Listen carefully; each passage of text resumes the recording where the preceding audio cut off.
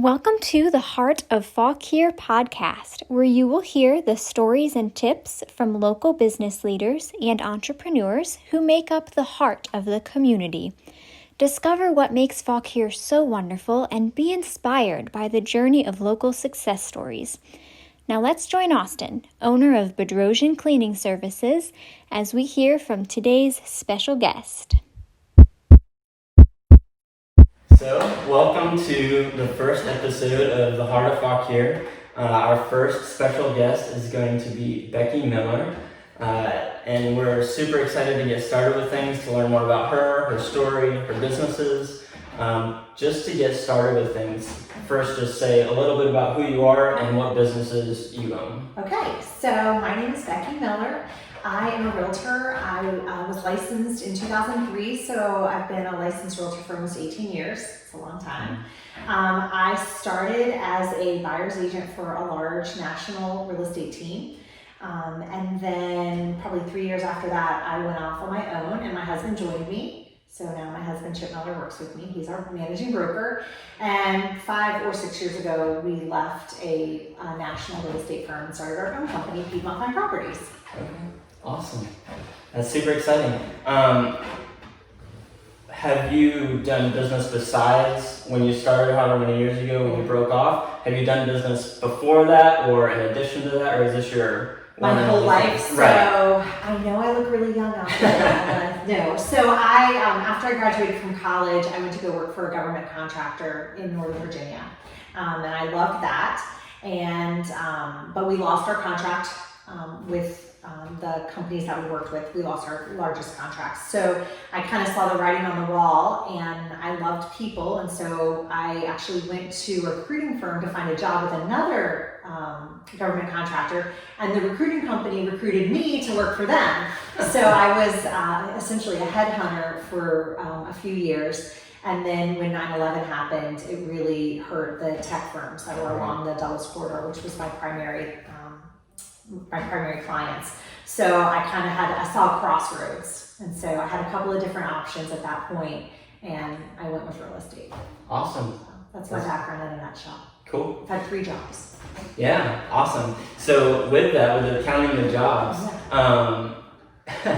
did you have this entrepreneurial bug that you just had to do something on your own, or did it just kind of evolve slowly, or was it like, I have to be in business for myself and I think this is going to be awesome? Yeah, that's a really great question. So my parents were entrepreneurs. So the bug was, I didn't have a choice. Like I was born with the bug in me. Okay. So I think is probably the number one reason that I've had any success at all, is because I saw how hard my parents worked. So I knew how hard you had to work to be successful on your own. But yeah, they're huge idols of mine, and so we're in totally different businesses. They were in retail, and of course I'm in more of a customer service business. But that's what planted the bug for sure. Okay, yeah, I totally relate with that. My mom has always been self-employed or had a business, and so I've always been taught, own a business, you have to have ownership. Mm-hmm. That's when you have control. It takes a little more work, but you're gonna actually have that control. With a job, it can feel dead end, especially if you know inside of you that you have to be a business owner and branch out. So that's super exciting. I totally relate with that. What would you say is your favorite part about being a business owner? Well, you hit the nail on the head. My favorite part of being a business owner is the fact that I am the master of my own destiny. So if I succeed, it's because of my actions, and when I fail, it's because of my actions. So that to me is the best part of it, is just I know that I'm the master of my own destiny.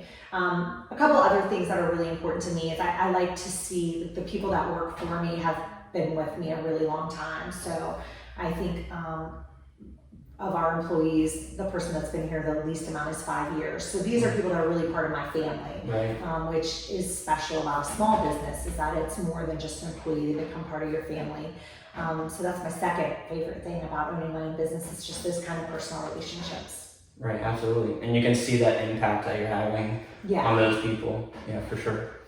What would you say is the most challenging part of being a business owner? I'm sure there's a lot of them. Well, Austin, there's so many.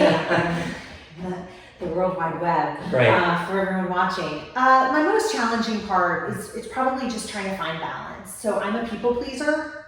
That's just who I am. And so it's tough for me to deliver bad news. Sometimes bad news isn't really all that bad. It's just the truth. Right. And so when you're a people pleaser and you're the boss, you know, ultimately the buck stops with me. So that, to me, that's the most challenging part, is trying to, you know, be myself and want to make people happy, and balance that with not always telling people what they want to hear. And sometimes I still, after 18 years, that's my biggest challenge, is just delivering news that isn't what some other people want to hear. Okay. What's a thought process or something that you've used to start to overcome that? Obviously, you said you're still dealing with it, but what's something that you usually go to so you can overcome that and keep going? So it's two things really. So sometimes I'm delivering news that my employees don't want to hear. So it's not just always about my clients. I mean, I'm a people pleaser across the board. So I hate to deliver bad news to anybody. So I actually do a lot of role playing, even in my head. Like I will just, you know, kind of say, you know, if this, then that, and I'll play it over my head. Certainly with my clients, I role play it. Because I want to hear how it sounds. You know, does it not sound genuine? Does it sound too harsh? So that's really how I always try and not react immediately to things. So I try to take a step back, rethink it, position it, rethink it again. Yeah, put yourself in their shoes and then just keep playing it. Yeah, I mean, I have to stop myself. You know, I'm in real estate, so I'm dealing with people that are buying and selling houses, which they do not do every day, but I do. Yeah. So I may deliver something, and it's like, to you, it's the craziest, wildest, most horrible, or best thing you've ever heard. Opposite ends of the spectrum. For me, I'm just, you know, well, this is what happened today, and so I often have to check myself mentally and be like, okay, how, you know. This isn't something that you do every day. Right. And treat it with that kind of respect. Absolutely. What would you say, even further than a challenge, an actual failure? What would you say is one of your biggest failures you've encountered as a business owner? So I wrote this down, and there were so many. There's so many failures. So I had the most amazing mentor when I first got into real estate. And so he said that you have to be willing to fail forward. So that is, I live by that. I don't want to fail at the expense of others, especially in real estate. So I'm really cautious about that. So where I tend to fail is, you know, marketing, planning if I haven't planned properly. So that's how I try to overcome the failure. So I've been fortunate. I haven't had a catastrophic, you know, wipe me off the books kind of failure. It's more failures in the moment, you know, especially when you're a relationship person. If you feel like you failed someone, that is challenging to me. And, you know, that's when I'm heartbroken is kind of a strong word, but I take my business seriously. Sure. So and that in of itself is a challenge to me, you take things so personally and then have to overcome them. And so I often tell people that in sales, whether you're selling mattresses, cars, or houses, it's kind of like being broken up with every day. Right, yeah. So if you don't like to be broken up, then it doesn't always feel great. For sure. Yeah, there's a lot. And I feel like those small failures are what can really wear at you when you're trying to build something. Because if it's something big, it's like, you can sit back and think about it and then overcome it. But if it's one after another small things, it can really wear on you. And then, like you said, the personal stuff, it's not just, you know, business is business. You know, you still have your heart in it, especially when you own it. Yeah, you take pride in what you do, and that doesn't change whether you're in business for 6 months or 60 years. You never should lose that pride in your business. When you do, that's when you need to check yourself and reevaluate if you're doing what if you even should be doing what you're doing. So, for sure, my biggest challenge is probably wearing a little bit of my emotion on my sleeve, which is why I role play and try and think and rethink. That's how I overcome it. Yeah, but it's interesting how personable you are is probably also one of your biggest strengths and why people love you. So I guess it's just that balance and figuring out how to for sure. keep the positive part shining. You said that you own the business with your husband. So a lot of people would say, I will never work with my spouse. And then some people love it. I work with my wife and I love it. What kind of challenges or awesome things have come from you working with a spouse? So I chuckled when I read that question. I was like, well, it's the best thing about my business, it's the worst thing about my business. So it's not like we, had this big epiphany and we're like, oh, let's work together. I mean, I was already an existing realtor. And mainly we did it because I worked so many nights and weekends, and my husband had a traditional job. He was commuting in and out of DC every day. I just didn't see him. Yeah. So this was kind of, the market was doing really well, and we just thought it would be really easy. It has not been easy, but it's really rewarding. So the parts that I love the fact that we both have flexibility, especially with children. So we work all the time, but because we have all that flexibility, one of us is going to make it to our kids' events all the time. Doesn't mean both of us will make it all the time, but one of us makes it. So I love that. I love succeeding together. I love when we win. I use the term win, when we succeed. I get to share it with somebody who knows how hard both of us have worked to get there. The parts that I don't love and that we've really worked on is, again, going back to the word balance, is making sure that at some point in the day or week we say no to business. So we're not going to talk about a client, we're not going to talk about a contract, we're not going to talk about an issue that we recognize that this right here is our sacred time together, and work doesn't get to be part of that because it's overwhelming. I know you guys know. Yeah. You come home and you've both worked all day, and so then you're talking about work again, and I don't think that's healthy. You need to stop it. And then we've learned that you have to, so when things go bad and you work with your spouse, they can go bad really fast. Yeah. Because there's boundaries that can be crossed. Yeah. So we try to not cross those boundaries. It's challenging. It happens though. It does. Happens, not pretty. Yeah. That's why your employees can never leave, because they'll share your dirty secrets out there. So we've worked really hard, especially in the last, I would say, 3 to 5 years, to set some boundaries and some ground rules and respect each other. So if I had to start over again, I would have spent more time, we would have spent more time as a couple kind of setting some ground rules. Okay.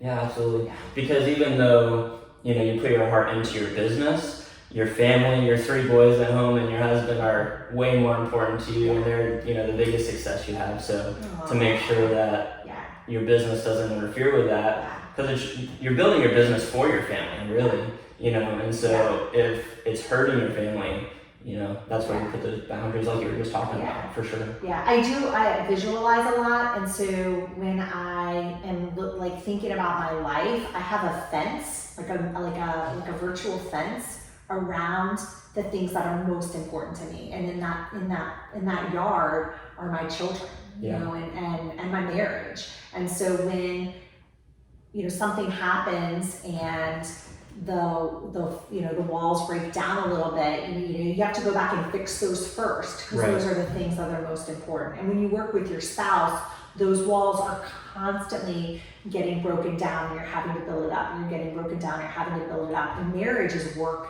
anyway, then throw in the whole dynamic of working together, and it is a challenge. And we've had the highest of the highs and the lowest of the lows.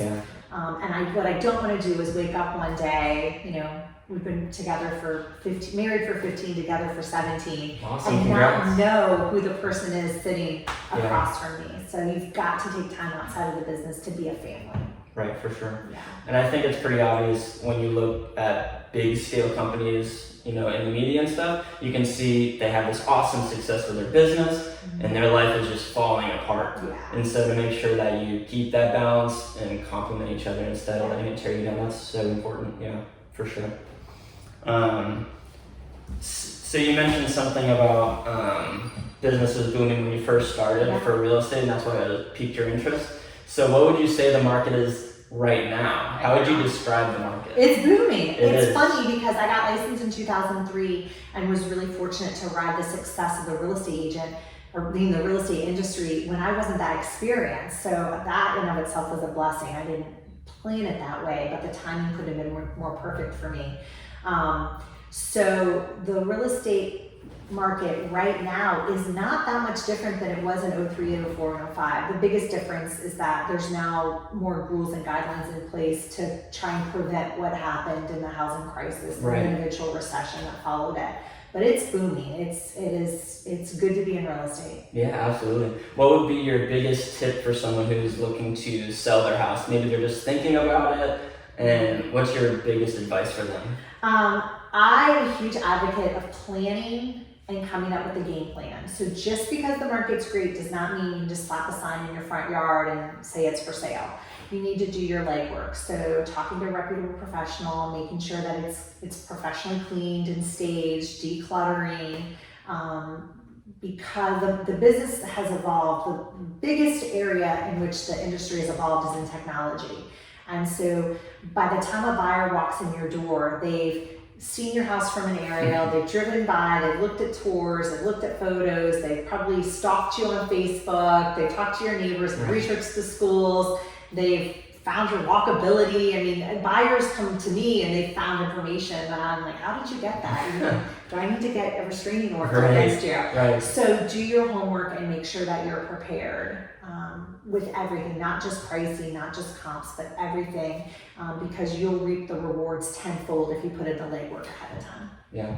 So don't get super excited about it and just throw it out there and be like, oh, I'm going to do really well. And you still have to think it out. Where are you going to go? The biggest problem right now is your house could sell if you do all the legwork, your house could sell in a hot minute and then you could be homeless. So a lot of the time I spend right now talking to sellers is on an exit strategy. You know, are you moving up? Are you moving down? Are you moving away? Are you going to go into a rental? You're going to live in your parents' basement until you can build a house. Right. What are you going to do?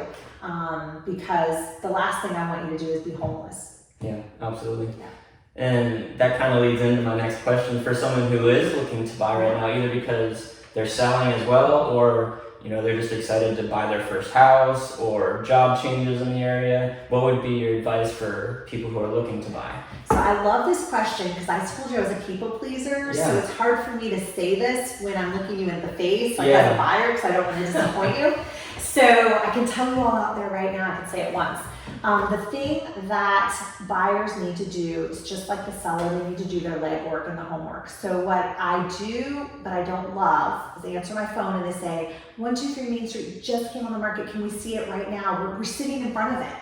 And so I rarely say no because I'm a people pleaser. Right. But the reality is if you haven't done your, just like the seller, if you haven't done your legwork, you're not going to be in a position to succeed in this market. So talk to the lender, make sure you understand your down payment options, make sure that you understand what home ownership is about. You can't call the landlord to fix the refrigerator. What kind of cash reserves do you have to cover home emergencies in the future?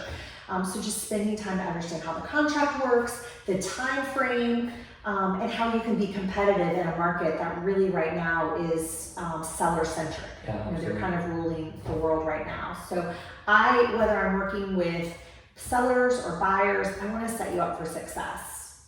So, and that's by doing your homework, just like being a business owner. Yeah, absolutely. Awesome. What do you think has made the market what it is right now? What caused it? Because the virus and stuff early in the spring, were things slower and then now things are crazy? How did it evolve into this? So that is an excellent question. It's good to understand where we've been and where I think we're going. So for the last couple of years, we've had a shortage in inventory. It's just, we're in an area where the job market's healthy. We've got great educational institutions around us, and so Virginia is not a bad place to call home. So we have been fighting with getting good levels of inventory. So that was pre-COVID. Then we factor, COVID in, and yes, the market paused for about 2 to 3 weeks.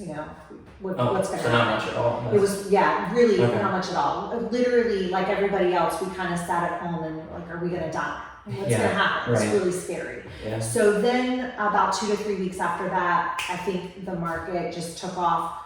It's driven by lack of inventory, but also interest rates.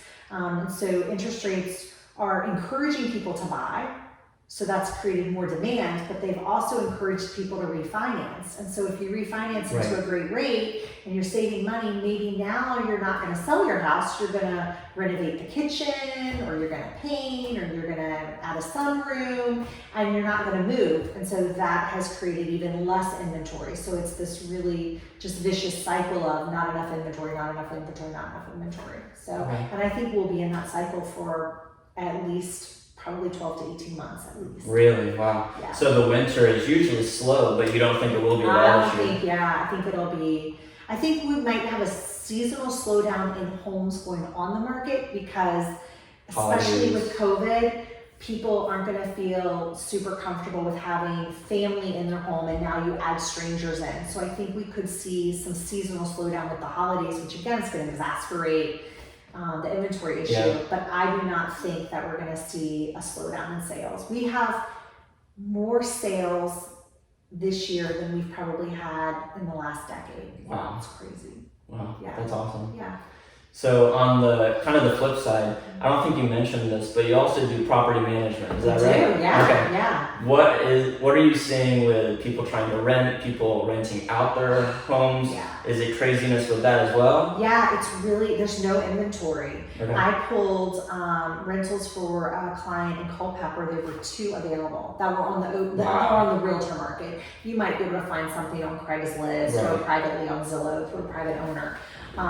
But that is, when I say there's no inventory. So not unlike selling a home, when you rent a home, there's multiple applications. There's people willing to pay more than, if you put something on the market for $1,500, so you might have somebody that'll say, I'll take it for $1,700. So it's just as challenging. And I think on the rental market, again, with COVID, people are less likely to move if they don't have to.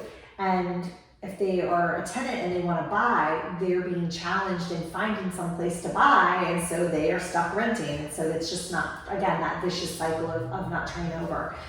So people are getting really creative. Like Airbnb has taken off. Yeah. I mean, Airbnb has taken off anyway, but if you don't want to go stay in a hotel for 3 months while you're looking for a house, Airbnb is a great That's true. thing to look into. Which is good because I would almost think of them as having a decline because of people being so conscious about germs and everything, but that's helping them out and it's actually booming. So it's a booming business. That's cool. Yeah. Awesome. To an aspiring real estate agent, just kind of turn things here a little bit, what would you give advice for those people who are looking to get into real estate right now? It maybe because they're just excited that things are booming, or they just need to be an entrepreneur, and so this is a good route. What would your advice be to them? So I love working with new realtors. I think that it is a great time to get into real estate, but I have a theme that runs through my life is about planning and understanding. So if you want to be self-employed, it doesn't matter what you're doing, you need to plan ahead. So my mentor that I reference a lot when I talk to people told me that if you have a mentor or you go to work for a real estate team in some capacity as an assistant or showing assistant or buyer's agent, you're probably looking at about 9 to 18 months before you've really got some steady income coming in. So you need to plan, like how are you going to support yourself? Mm-hmm. And then if you go at it alone, you probably need to double that before you become, really sufficient and you're closing deals regularly. So can you do it in less time? Absolutely. But I think if you go in with a plan and understand, then you're not going to be upset. First of all, in real estate, it's not like I put you in my car. Well, now I wouldn't put you in my car anyway with COVID, but before when I put you in my car, now you follow me. It's a challenge to find a home, and then once you find it, it's 30 to 60 days to settlement and until payday for the realtor. Yeah. So it's an investment in the client, and a normal investment could be 3 to 9 months because that's just how long it might take to buy the home. So couple that then with being new, not knowing what to do, not having a great lead source, you need to plan. So I like to tell people that are getting in the business, your first paycheck may be 6 to 12 months out anyway. Wow. Yeah, so if you understand that, then you're setting yourself up for success. So find a mentor, take all the training that you can in the world. And for those first few deals, don't gamble with someone else's future. I don't take lightly the fact that this is, for most people, the single biggest financial investment that they will ever participate in. Sure. And so if you're going to trust me with that, then I need to respect you enough to know what I don't know and get help. So buddy up with somebody to learn. Yeah. Awesome. So in that, are you guys looking for agents? If someone is interested, do you have openings? Yeah, so we're always open to helping people. Yeah. We are not a huge brokerage, but if someone's interested, they can definitely call us. We are really lucky to work. Our footprint is the Greater Piedmont Realtor Association, and they have, I think, the best training of the local association. So that's always a great place to start too once they get licensed. But yeah, I love to talk to people and mentor them. So Yeah, absolutely. So give Becky a call, Piedmont Fine Properties. Maybe they can help you out. To switch things into our last couple questions here. How long have you actually lived in Fauquier County? Oh, so my whole life. Really? Okay. Yeah, it's my whole life. I've never, I went to college and Yeah. I've lived in Northern Virginia, right out of college, but Fauquier County is my home, so. Awesome. What do you think, everyone thinks Fauquier is wonderful. Yeah. So what do you think specifically makes this community great and unique? Yeah. Compared to Northern Virginia and Central Virginia, just what makes us unique? So for sure, absolutely, I think that it is just one of the most beautiful places in the world. And I've gotten to travel over the years and study abroad, and we are so lucky to live in the Virginia Piedmont. It's a beautiful place. I think what makes Fauquier really special is the fact that we're kind of close to, a major city, but we still have retained the rural feel. I think we owe a lot to the people that have come before us to try and protect that. I think we need more housing, but I don't want to build at the expense of losing what we have. And then it's the people. Yeah. So it's a special place. Facebook sometimes says differently, I was going to say the social media bullies, but at the end of the day, I feel safe living here. If I needed help and I put the word out, there would be a line out the door of strangers that would be willing to help, and I've seen that firsthand. So it's a beautiful place to live, and we have beautiful people that live here. I think they have big hearts. Yeah, absolutely. And we've recently moved here in the last few years, so we came from a really itty bitty town in Pennsylvania, northeastern PA. And coming here, it was almost kind of scary because it's like, oh, we're going to Northern Virginia, and you hear about the traffic, and you're DC. But like you said, they've kept that community, small town feel here in the whole county. With Warrenton, Bealton, Marshall, whatever. It's that nice feeling, even though you're close to Nova. It feels like there's still community. It's not the big city. Yeah. So that's awesome. I agree with you. Yeah, and the people are definitely what make the place. So. What would you say is your favorite spot in Fauquier? So whether it's for a restaurant or just a hangout, entertainment, what would you say are your favorite spots? My favorite spots. I love Claire's. I've never had a bad meal there. So if I had to pick a restaurant that I would eat in regularly, it would be Claire's.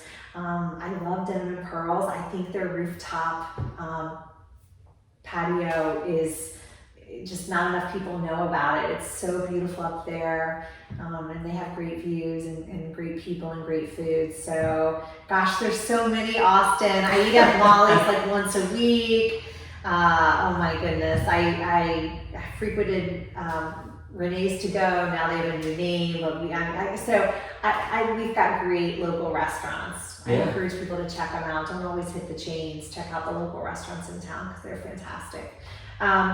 So I work a lot of weekends, and I have 3 little kids, so I don't get out to all the wineries and the breweries regularly. Right. I wish I did. But one thing I wanted to touch on, my favorite place in Fauquier County, because I was thinking about that, is I have gotten to see probably almost every part of Fauquier County. I'm on the road all the time. I've seen the most beautiful views you could imagine, beautiful houses, neighborhoods. But at the end of the day, my favorite part of the county is my own backyard. Yeah. Because it's what's like in the property. It's your home, not doesn't matter how big or beautiful, fancy it is. It's the heartbeats that are in your home that make it special. So I just wanted to put that out there. Is, you know, it doesn't matter how big or fabulous your property is or your home. It's what's inside of it that counts. Yeah, absolutely. And I think that is a perfect way to end. Thank you so much for your time. And if you have, you know, questions about real estate, definitely give Becky or her agents a call. And we'll see you guys next time. Thank you for joining us for today's episode of The Heart of Fauquier. If you loved joining us today, give this podcast a great review and subscribe to keep up with new episodes. If you have an office in Fauquier that needs a cleaning service, reach out to Bedrosian Cleaning Services and see how they can serve you. Until next time, thanks for listening.